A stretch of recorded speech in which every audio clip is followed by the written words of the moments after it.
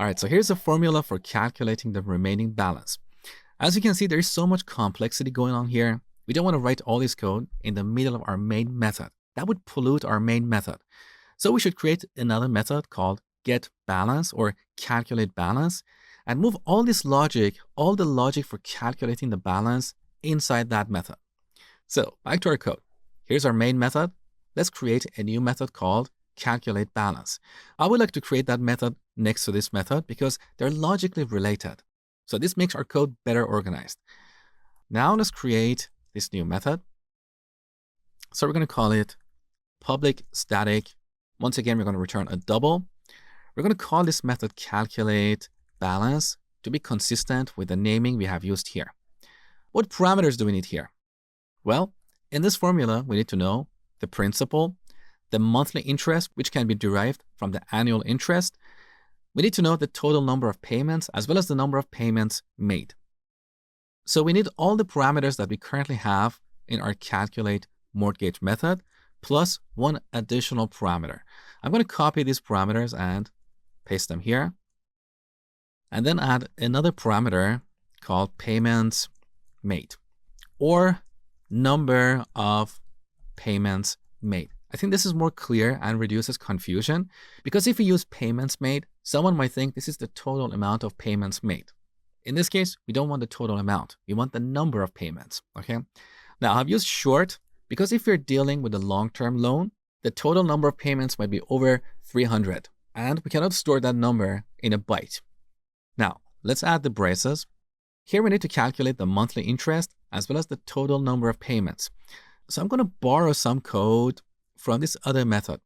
I'm going to copy these few lines. And I know this is a bad practice because we shouldn't copy paste code. We shouldn't repeat ourselves, but bear with me. We're going to fix that in a second. So let's copy these few lines where we calculate the monthly interest as well as the number of payments. Once we have these values, we can calculate the remaining balance.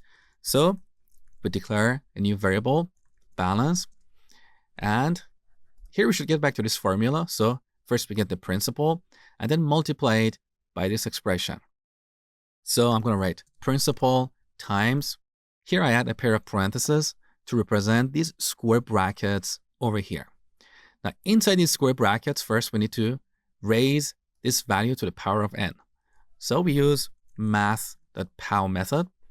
We add 1 to the monthly interest and raise it to the power of number of payments. So that was the first part here. Now we need to subtract this from this other expression. So back to the code. After we call math.pow, we subtract this value from math.pow. Once again, we add 1 to monthly interest and raise it to the power of number of payments made. Okay.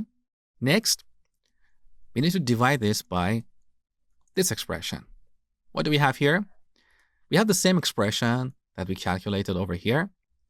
So math.pow, we add 1 to the monthly interest and raise it to the power of number of payments. And then we type minus 1. So this is how we calculate the remaining balance. Finally, we return it using the return statement. Once again, note that I added a line break between the return statement and the previous code. This makes our code cleaner and more readable. Now, before going any further, what should we do with the duplication of these constants? We have defined them twice, and that's not a good idea. Well, we can move these constants to our main class. In other words, we can define them at the class level, and with this, all methods in this class will be able to use them. So I'm going to cut these lines from here. And on the top, this is where we have declared our main class. Inside the braces before our main method, we paste this code. Now here we need to add the static keyword because all methods in this class are static and they can only access static variables. In this case, these variables are called fields. So a field is a variable that we define at the class level and it's accessible to all methods in that class. We're going to talk about methods, fields, and static members in the second part of this course that is all about object-oriented programming. Now, back to our method. So we remove the declaration of these constants from this method.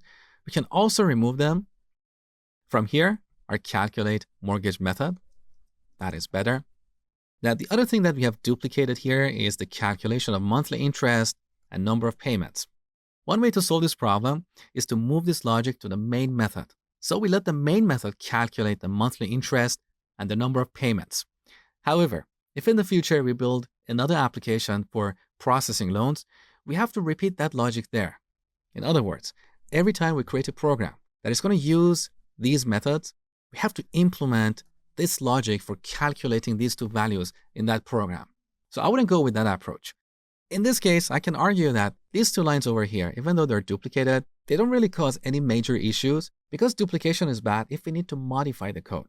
So if we repeat some logic in multiple places, and then we need to change that logic, we need to modify multiple places in the code. In this particular case, the formula for calculating the number of payments or the monthly interest never changes. So as long as we got this right, there is no reason we want to change this formula in the future. So we don't have to change multiple places in the code. Also, the amount of duplication is only 2 lines. It's not too bad. In the next part of this course where we talk about object-oriented programming, I will show you a better way to get rid of this duplication. So we're done with our calculate balance method. Now let's use it. So back to our main method. This is where we print the mortgage. Let's add a heading here. So I'm going to print a new line without any values just to add a vertical line break. Then I'm going to add a heading, let's say mortgage, and below that I'm going to add a bunch of hyphens. Now let's change this label to monthly payments. So these few lines are all about printing the mortgage. They're highly related. That's why I haven't added a line break between these lines. Also, the calculation of the mortgage is part of this. So I want to remove this line break because all these lines are highly related. They're part of one unit. Now, after this unit, we're going to add a line break and write all the necessary code for printing the payment schedule. So let's add a new line and then payment schedule heading. Below that, we're going to add a bunch of hyphens like this. Now here we need a for loop to iterate over all the payments, and after each payment, call the calculate balance method. So let's say for short month, we set this to 1. As long as month is less than the number of years times months in year, we're going to increment month by 1. Now here, we're going to call the calculate balance method and pass principal, annual interest, number of years, and month as the number of payments made. So after the first month, we have made 1 payment. After the second month, we have made 2 payments. Okay. This returns a double, so we store it here, balance. Now we need to format this as currency. So we use the number format class and call getCurrency instance, and then call the format method. We give the balance and we simply print the result on the terminal like this. Now let's run the program and make sure everything is working. So 180,000, 4% over 10 years. And we see the remaining balance, but it should reach 0 at the end. So I made a mistake here. In this loop, we start with month set to 1. Here we need to use the less than or equal to operator. Once again, 180,000 with 4% over 10 years.